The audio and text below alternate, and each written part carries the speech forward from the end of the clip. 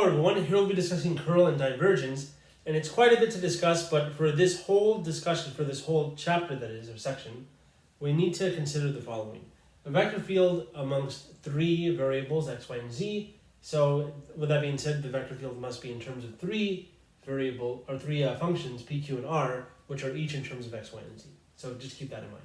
Also, the partial derivatives of p, q, and r must exist in our conversation in this section. Awesome. So now, this definition is what curl is. So we take curl of a vector field. So the curl of f is this crazy thing. And there is a way to remember this. Notice that, think of like the x position, y position, z position. Notice here there's no derivative with respect to x. Y is missing here, z is missing here. And then you can kind of piece it together from there as far as a way to remember this. But there's actually a better way of remembering this crazy operation of this vector field. And it's by considering this notation for what is called the del operator.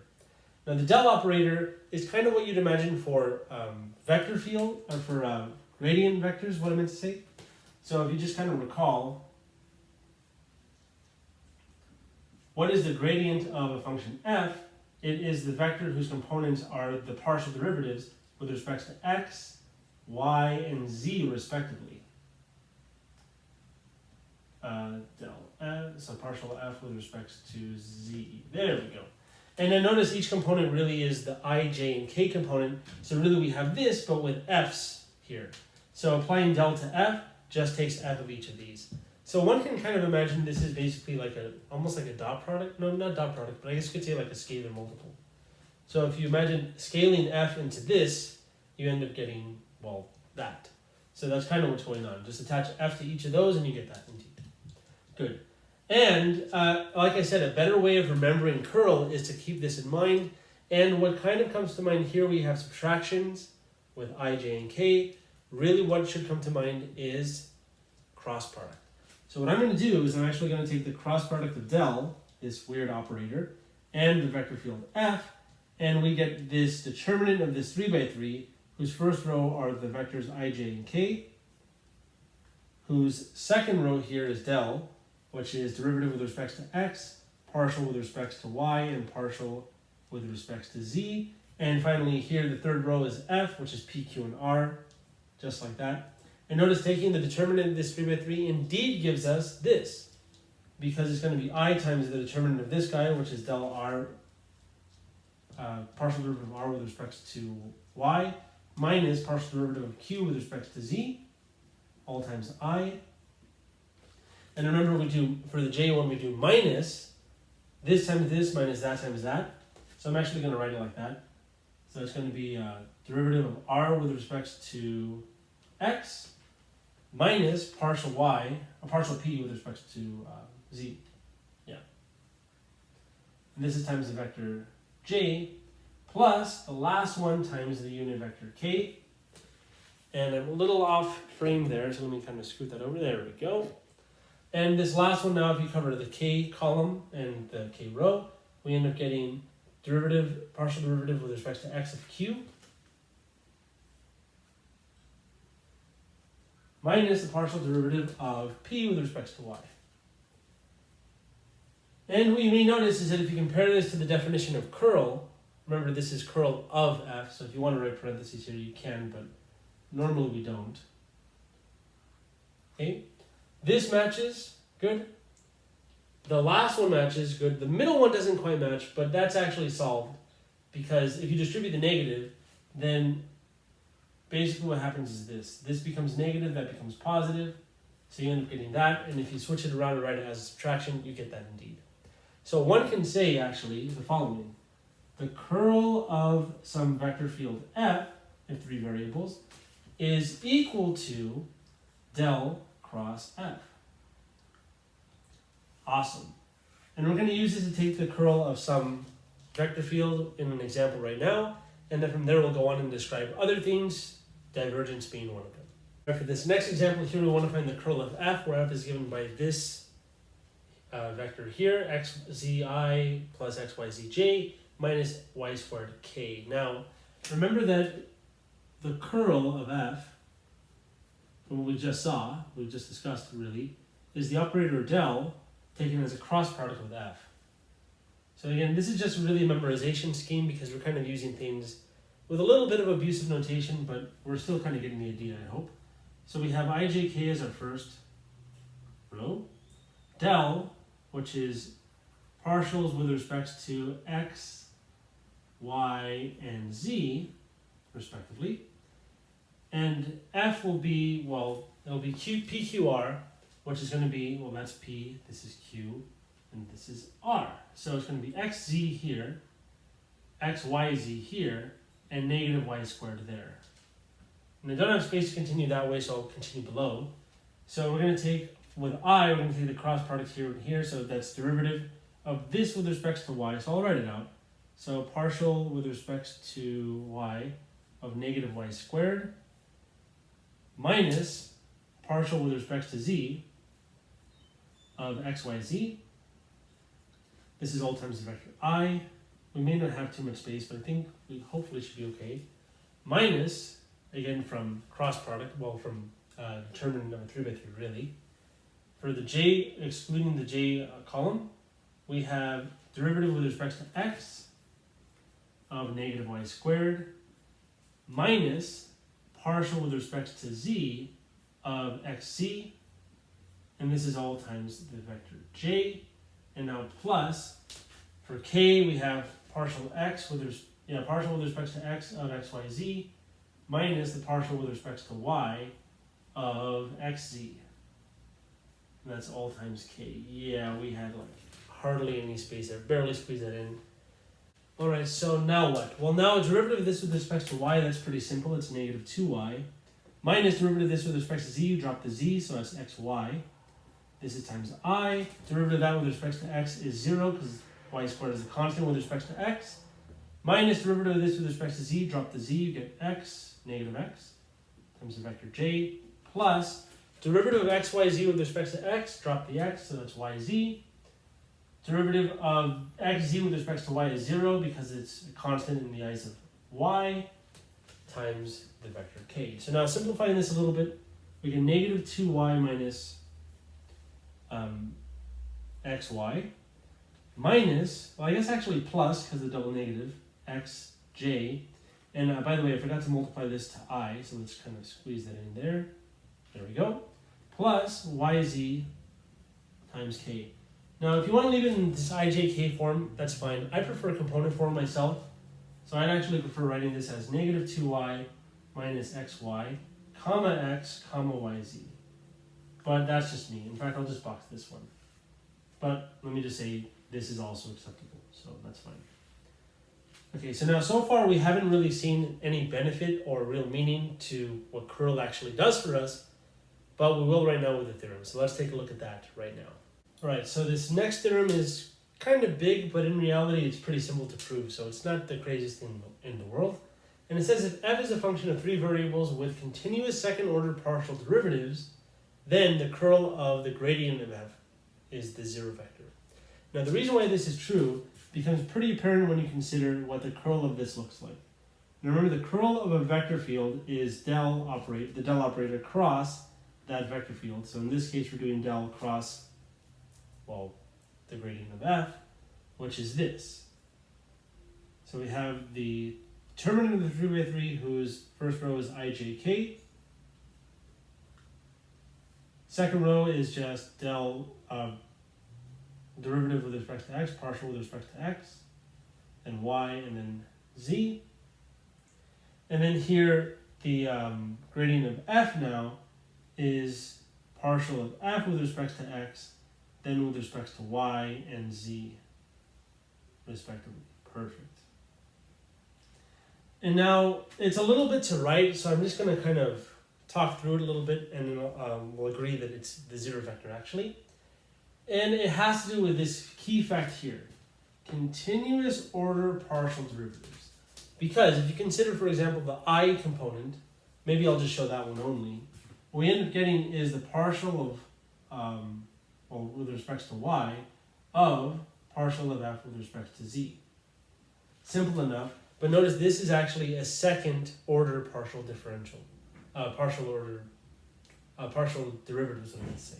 The second order partial derivative. Minus this one multiplied by this, so it's going to be partial of z, partial with respect to z, of partial f with respect to y. But notice, if the second order derivatives, second order partial derivatives of f are continuous, then that means that actually these are the same by Clairaut's theorem, which we saw, I think, in chapter 14 maybe. So like sections ago, or even chapters ago actually. So in other words, this guy is, you can write it like this, partial squared of f, partial y, partial z, minus the other way around, partial squared of f with respect to z and then y. Now these are the same according to Clairaut's theorem only if the second order partial derivatives are continuous. So we needed that fact in order to get this guy to be 0. And this is just me doing one example. It'd be too much to write for the other ones. You can verify on your own that they will all indeed be 0. So we'll actually get 0 for the j component and then 0 for the k component as well. Meaning in total, this guy is all equal to just the 0 vector. And that completes the proof. So it's pretty straightforward actually. And now we have this corollary that says if we have a vector field f that is conservative, then the curl of f must be 0. Because if it's conservative, then that means it's the gradient of some function, and then the curl of that, which is just f itself, is 0 actually. So if it's conservative, that implies its curl is 0. But just because its curl is 0 doesn't necessarily mean it's conservative. Kind of. There is actually a converse to this corollary, which is a theorem in its own right, that basically says that if f is defined on all of R3, in other words, there's no hole anywhere, there's no undefined parts of the vector field itself. So think of like denominators. Your denominator can never be 0, for instance. So imagine if one of the components of f was something like 1 over x plus y. That doesn't work because when x and y are 0, which would be some point in R3, then you get an undefined value. And that'll just be one of the components.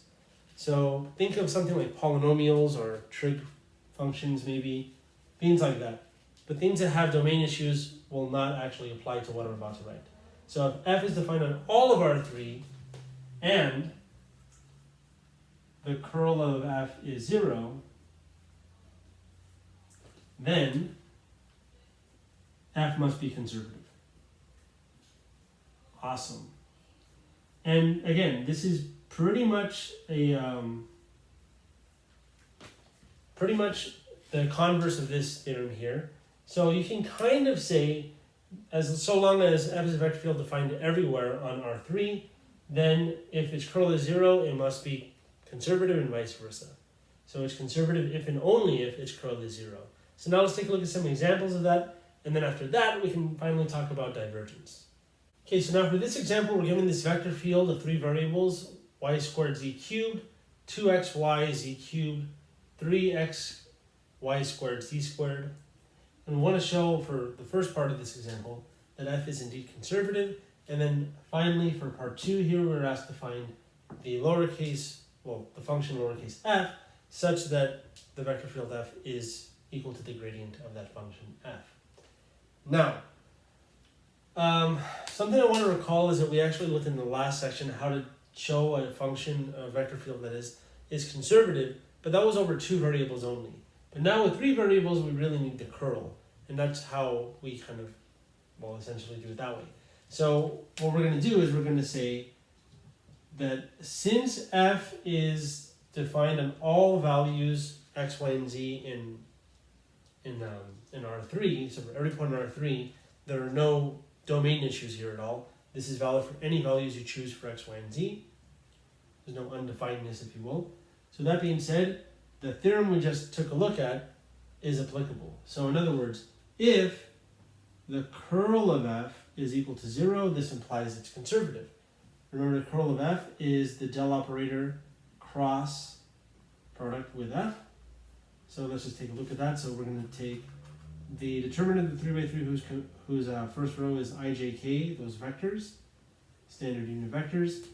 Here we have the operator, which is the partial derivatives with respect to x, y, and z, respectively. And then here we have the components of f, which are y squared z cubed, 2xy z cubed, and let me squeeze it in here, 3, needs a little more space, 3xy squared z squared. Okay. So I don't have too much space, but I think we should be good. I'm going to go a little quick. Now, for the first component, the I component, we're going to have derivative of this minus derivative of that. Derivative of this with respect to y, you bring the 2 down, so you get 6x y z squared. So it's 6x y z squared. 6x y z squared. That's derivative of that with respect to y. Minus derivative of this with respect to z. Derivative of z cubed, notice, is 3z squared times 2 is going to be 6xyz squared. So far so good because this is 0. So we have a chance. As soon as you get a non-zero component, then right away it's not the case actually, that it's conservative. But anyways, let's continue. So now for j, remember it's going to be negative this times this, so partial derivative with respect to x of this. We drop the x, so that's going to be 3y squared z squared. So we better get the same thing but negative for the other one. Well, it's going to be minus by default with the determinant scheme. But anyways, let's see. Partial with respect to z of this. Derivative of z cubed is going to be 3z squared, so it's going to be 3y squared z squared. Perfect. So with that being said, look at that. These cancel out as well. So we get 0, 0, and now finally last one. For k, we're going to have this and this. So derivative of this with respect to x, drop the x, we get 2y z cubed minus derivative of this with respect to y. Notice derivative of y squared is 2y, and that z cubed remains. Awesome. Each of these are indeed 0. The vector whose components are all 0 is the 0 vector, so we're good. So this implies that f is conservative. So I'm just going to put a check mark there because I don't have too much space. But the next thing I would write is because of this, f is conservative. But this is showing that, so we're asked to show that. There it is. Now finally, for part 2, this is where things get a little intense. We want to find f such that the vector field f can be written as the gradient of f. Now recall, gradient of f is, let me write it here, the vector whose components are the partial derivatives of f with respect to x, y, and z in that order. Now, we know what f is actually equal to, it's this. So essentially what we're saying is that this is the derivative of some function with respect to x, this is derivative with respect to y, and this is a partial derivative with respect to z. So this is partial f with a z, this is partial f with y, and this is partial f with x, if that makes sense. Perfect. So now to show that, what we're going to do is, well, we're going to take the antiderivative of the first one with respect to x.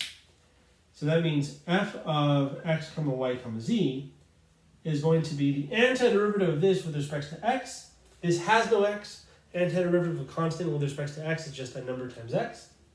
So this is going to be y squared z cubed times x. Really, we should write the x in front just to kind of stay consistent with order. So I'll do that here. X y squared z cubed. Now remember, when you take antiderivative, you need a constant plus c. But in this case, since the constants are in terms of y and z possibly, what I'm going to say is plus some function g that's a function of y and z, if that makes sense. Now what I'm going to do is I'm going to take the partial derivative of this with respect to y and then with z. So now the partial derivative of this with respect to y should be equal to this, because this is our supposed f, if that makes sense. So let's see. Derivative of this with respect to y is going to be derivative of this with respect to y, that's, well, y squared equals to 2y. Everything else in that product stays the same though. And the derivative of g with respect to y is, well, that's just partial g with respect to y. There's not really too much I can say there actually. And this is supposed to be equal to what? This is supposed to be equal to this guy, which is 2xyz cubed.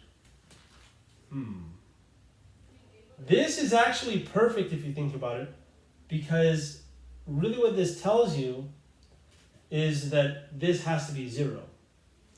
So what we found out then is that, so this is, I mean, if you imagine canceling these out, we end up getting is the partial derivative of g with respect to y is 0. If you take the antiderivative with respect to y of this, and this tells you that g as a function of y and z is equal to a function of z only. So let's call it h of z. Now again, why that's the case is because if it's in terms of z only, derivative with respect to y would be 0 because z is a constant in the eyes of y. So it would be true that if you have a function that's in terms of z only, its derivative with respect to y would be 0 indeed. Okay.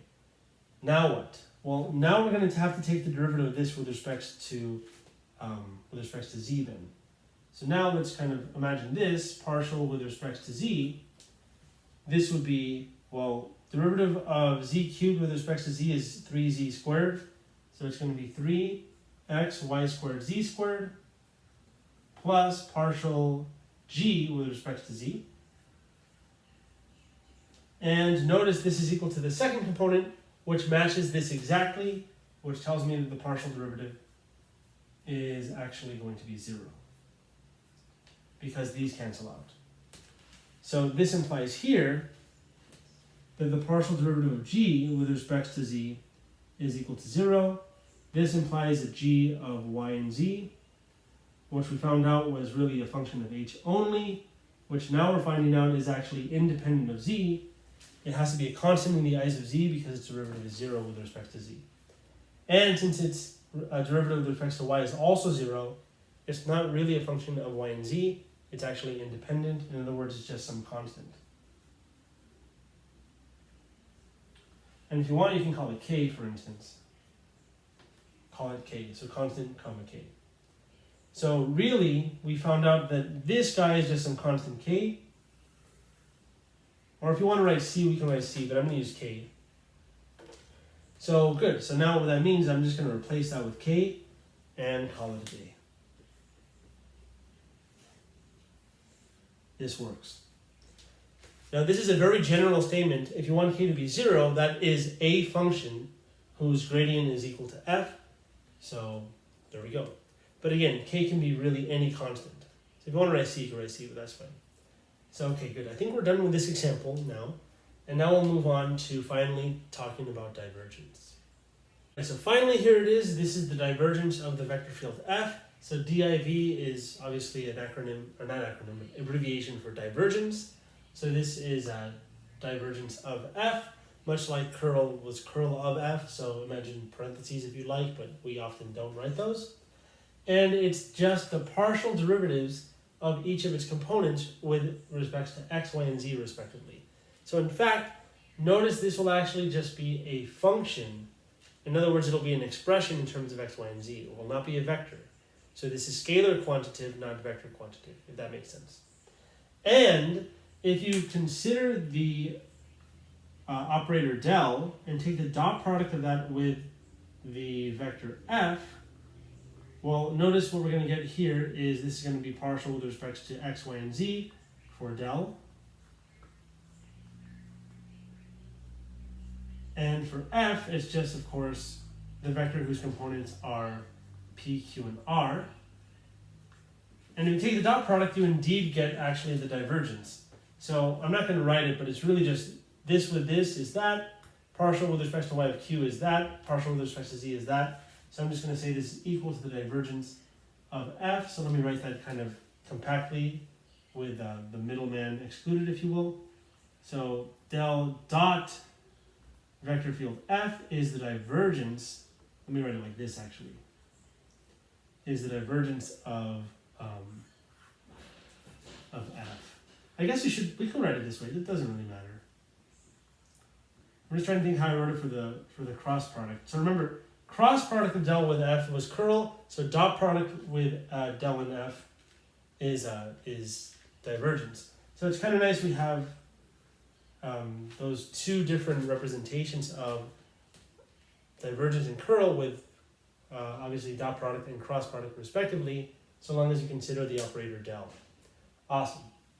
So now we have this nice theorem that says that F is a vector field whose components are P, Q, and R like usual, and P, Q, and R have continuous second order partial derivatives. In other words, Clairaut's theorem can be applied. Then the divergence of the curl of F must be 0. Now I want to attempt to prove this. Also notice that I'm not writing a vector hat on top of 0, and that's because this is not the vector 0, but this is the number 0. So curl of F is a vector, but the divergence of a vector is actually going to be, well, a number, or really a scalar, if you will. So it's going to be an expression, not a vector. So I'm going to try to prove this. It's going to be a lot to write, but I'm going to attempt to write it using subscript notation instead of this partial notation, which I probably should have used for the proof that we saw previously, that I kind of just showed you by doing one of the components, but this will be kind of nice, I think. So let's take a look. So first off, we want to take the divergence of the curl of F. So recall divergence is del dot this thing, but notice this thing, the curl of F, is the cross product with del and F like this. Now, as it turns out, the cross product of del and F, that was the curl. I'm going to try my best to describe it here, but with subscript notation for partial derivatives, so just kind of keep that in mind. And I'm going to write it in component form. So that's going to be, it's going to be R minus P. So that's R, and it's going to be YZ like that. So RY and PZ. Let me just make sure that's okay. Yeah, perfect. So I got the scheme right. Comma. And for Y, we're not using, so for this, we're not using Q. No, that doesn't sound right. Actually, this is QZ. There we go. So for the X component, we're not using P. That's the way to remember it. And then we're not using X as well. So it's Y minus Z. And then for the middle one, we're not using Q. So it's going to be R minus P. But since the middle is usually reversed because of determinant, this is not R minus P, it's P minus R. As far as the derivative goes, it's going to be with respect to X and Z, so not using Y. But again, since the order is reversed, this is not going to be X minus Z, it's Z minus X. If that makes sense. So I know that sounds kind of confusing, but if you recall the way we found curl, you'll get this expression exactly. I'm just writing it with subscript notation, so I hope that's okay. And now for the Z component, we're going to not use R, we're going to do Q minus P. And the derivatives are going to not use Z, so it's going to be X and Y, and in that order. So let me just verify that just to make sure. But yeah, it looks like we're lining up perfectly. Awesome, just making sure. So now remember that this is the vector whose components are the partial derivatives of X, Y, and Z. So when we take the dot product, we're going to take the derivative of this with respect to X. So it's going to be RXY minus QXZ plus this with respect to, the partial derivative of this with respect to Y. So it's going to be PYZ minus RXY. So we just gain a Y for each of these. Now the order doesn't actually matter because of Clairaut's theorem. So in other words, RXY and RYX are actually the same. In other words, these actually cancel out. So just one more to go and we'll see everything cancel out now actually. Derivative of this with respect to Z for the dot product with the third component of del, we get plus QXZ minus PYZ. Perfect. So the Q's cancel and the P's cancel indeed. So we do get just the number 0 after cancellation. Wow. So that was nice. I hope you don't mind the way I did. I know I was a little sloppy in my memorization scheme, but at least we can see using the subscript notation, it's a lot less to write with that opposed to using the partial notation. All right, so now finally let's take a look at an example of finding a divergence of the divergence of a vector field, and then possibly, maybe we'll use this theorem. So let's take a look at some examples right now. So I said we'd look at some examples, but I'm actually just going to do this one example, but it's 2 parts, so it's kind of 2 examples. Now the first part here is asking us to find the divergence of this given vector field. So that's going to be pretty simple. Recall that the divergence of F is just, well, the partial of P, Q, and R, in other words, the components of the vector field F with respect to X, Y, and Z. All added together. Just like that. Okay, good. So now derivative of xz with respect to x, drop the x, so you just get z, plus derivative of q with respect to y, drop the y, so you just get xz. And derivative of this with respect to z, well, this is a constant in the eyes of z, so it's derivative of 0, and our answer is just simply z plus xz. So that was pretty simple. And now this next example, or next part of this example, that is, will actually involve that theorem we spoke of. Remember that theorem said that the divergence of the curl of a vector field, so long as the components have partial derivatives, second order partial derivatives that exist, and in this case they do, not just exist, but they have to be continuous as well, then that means the divergence of the curl of a vector field F would be 0. So we want to try to use that to show that this vector field F can't be written as the curl of some other vector field. So let's assume by way of contradiction that that is the case. So let's just assume that that is the case. So assume that there exists a G, so such that F is the curl of G. Of G for some vector field G. We don't know what that looks like. So now what we're going to do is we're going to take the divergence of each side, which is allowed. Divergence is just an operator, so you can take the operator both sides of an equation, that's fine. So divergence of F must be equal to the divergence of the curl of G. Assuming G, of course, has second order partial derivatives, this would be 0. And it must have second order partial derivatives that are continuous, that is, because F has second order partial derivatives that are continuous as well. And if G was the curl, or if F was the curl of G, then really it would just depend on the components of G. And since the components of F are, well, they have continuous second order partial derivatives, then G must as well. That's a little hard to justify, but it's not the hardest thing to see if you kind of think about it and write some things out. But anyways, the whole point is this would be 0. This has to be 0. But this is not 0. This, as we just described above, is z plus xz, which is not 0. Well, it's not always 0. It's 0 when x and z are 0, but not always. In fact, when z is 0, this is always 0 because they both have z. But when z is not 0, this is not always 0.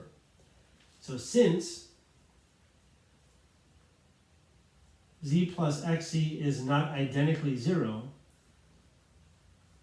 then G does not exist.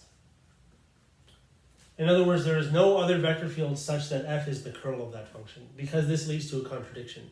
If it was the case, then the divergence of the curl of that function would be 0, but that would be equal to the divergence of this vector field whose divergence is not 0. Awesome. Now, I probably should have mentioned this earlier, but the word divergence is used in a few different places in mathematics, specifically when you talk about limits or sums that approach infinity or don't approach anything. But here we're just reusing that word divergence, in this case for that definition we saw right here. Awesome. So that's all I wanted to talk about as far as this section goes, and that is basically a wrap. That's it. So with that being said, if you want to keep watching, then I'll see you in the next video. Thanks for watching like always, and I'll see you then.